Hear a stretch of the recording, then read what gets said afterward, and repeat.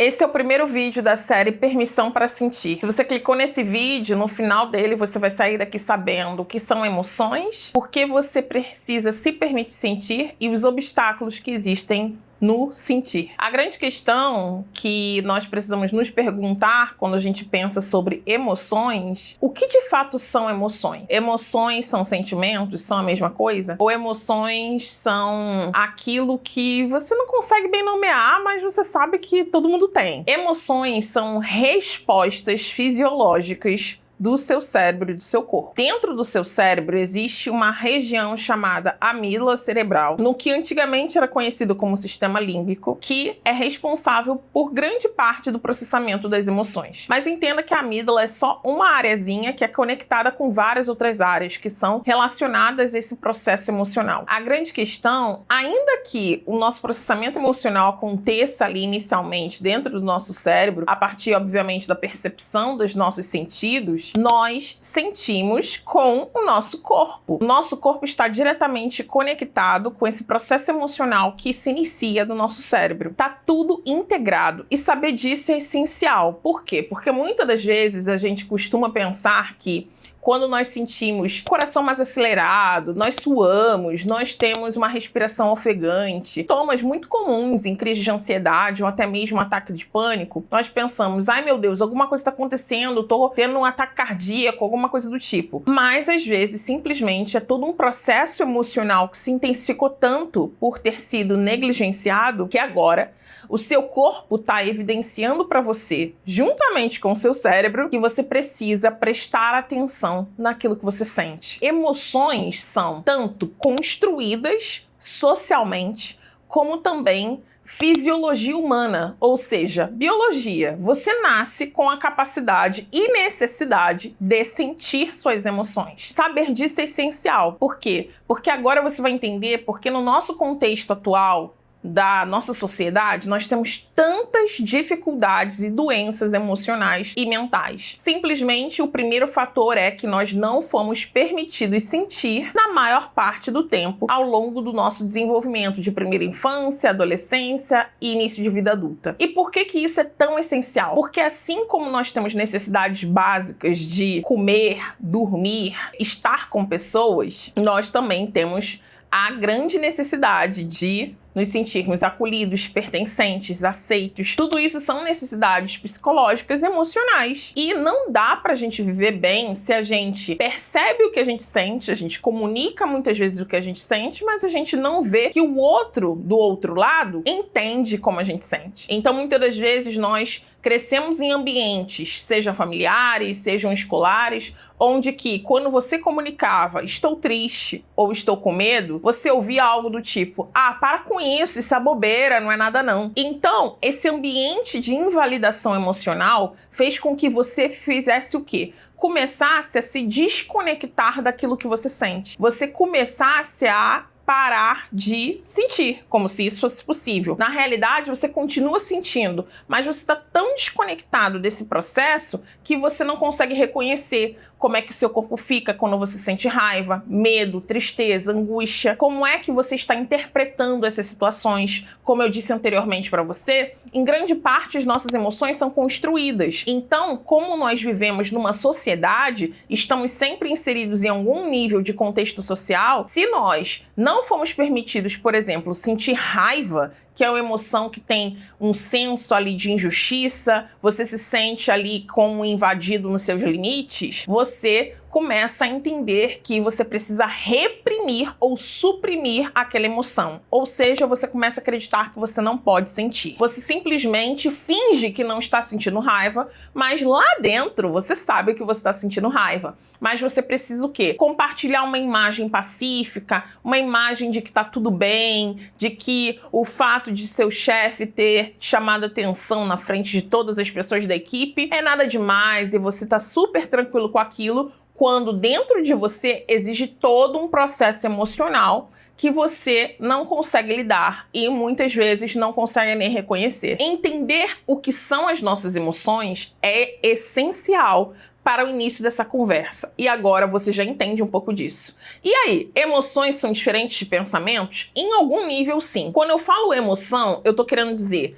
tristeza, ansiedade, angústia, raiva, alegria. Isso são as emoções naturais, ou como você diria, puras, que são: olha, essa é a emoção que eu estou sentindo nesse momento. Agora, quando tem um sentimento, é quando eu uso essa emoção e interpreto a situação. Como, por exemplo, fiquei com raiva pelo meu chefe ter me chamado a atenção no trabalho no meio de todo o grupo, de toda a equipe. Ou fiquei com medo quando minha mãe falou que ela tinha feito um exame de mamografia e ainda tinha dado um resultado inconclusivo. Ou fiquei angustiado quando eu ouvi falar que nós estaríamos mais uma vez enfrentando um novo momento de pandemia. Entende que essas frases têm uma interpretação e que vai diferir de pessoa para pessoa. Às vezes tem pessoas que não vão sentir absolutamente nada, não vão se sentir necessariamente com raiva se elas forem chamadas a atenção pelo chefe numa reunião de equipe.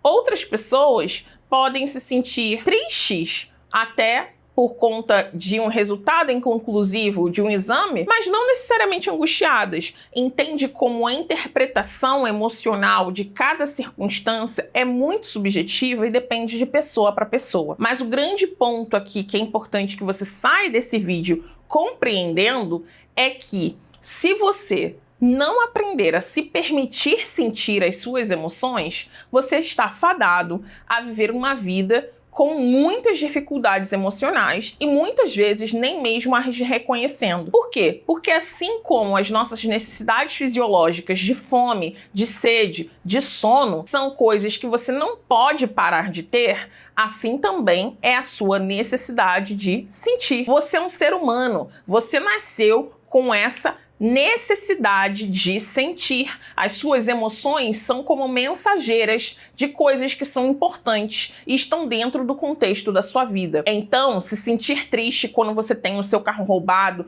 ou você perde o seu emprego é legítimo. E talvez você nunca tenha ouvido isso antes. Nós temos ambientes sociais e muitas vezes muito invalidantes. Ambientes que minimizam o que nós sentimos, onde nós aprendemos a negar o que sentimos, onde nós aprendemos que a gente simplesmente não podia sentir, porque se a gente se permitisse sentir ou nomeasse aquilo que sentia, a gente não ia ser mais aceito, a gente ia ser rejeitado. E um grande ponto importante dentro dessa nossa conversa é a gente ter esse entendimento de que nós temos uma necessidade de sobrevivência tão grande de pertencimento que muitas vezes nós escolhemos, muitas vezes não de uma maneira consciente, mas é uma escolha do nosso sistema nervoso de o quê? Subjugar a nossa individualidade, subjugar aquilo que sentimos, reprimirmos simplesmente para sermos aceitos. Porque a nossa necessidade de sobreviver aumenta quando nós participamos de grupos.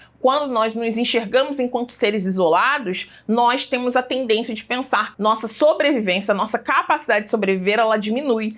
Então, entender que nós somos seres biologicamente programados para o pertencimento de grupos faz agora te ajudar a entender que nós somos seres programados biologicamente para priorizar o pertencimento nos grupos sociais dos quais participamos, te dá agora uma resposta para você entender porque é tão difícil você parar de viver em função de agradar as pessoas. Nós aprendemos ao quê? A agradar aos outros como uma forma de sobrevivência. Em ambientes onde fomos invalidados, não reconhecidos de nossas emoções, nos nossos pensamentos, naquilo que nós acreditávamos, naquilo que a gente tinha como um pensamento do que a gente queria fazer da nossa vida, nesses ambientes, muitas das vezes, uma forma de sobrevivência que o nosso cérebro encontrou foi: o outro não me vê, mas se eu agradar ele, ele vai continuar me aceitando. E dessa forma a gente vai vivendo a vida, como se essa fosse a única forma de viver. Que bom que essa não é a única forma de viver. Uma outra maneira de viver é se nós desenvolvermos espaços sociais e grupos sociais onde não somente o pertencimento existe,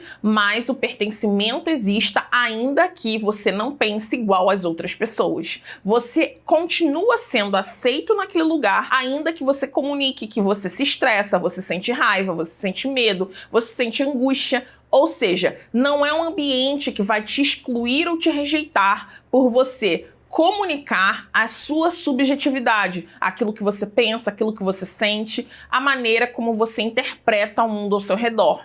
E ambientes assim, para ser honesta, estão quase em falta ou são quase inexistentes para alguns tipos de pessoas. Alguns grupos sociais, como por exemplo, pessoas marginalizadas, dependentes químicos, pessoas que sofreram muitos traumas, é extremamente difícil até pensar como essa pessoa vai se sentir num ambiente acolhedor, porque ela nunca teve isso antes. Isso vai ser até em algum nível ameaçador para o sistema nervoso dela. Então, nós precisamos o quê? O que nós precisamos caminhar e entender nesse processo de nos permitirmos sentir e entender o nosso mundo emocional? Primeira coisa que a gente precisa entender é que nós vamos ter que navegar por mares desconhecidos. Nós vamos ter que aprender a reconhecer aquilo que sentimos na medida que vivemos a nossa vida. Se você chega em casa e sente raiva porque ninguém lavou a louça, então esse já é um momento maravilhoso para você parar e perceber como é que tá meu corpo, o que eu tô pensando, qual é a interpretação que eu faço se ninguém que mora dentro da minha casa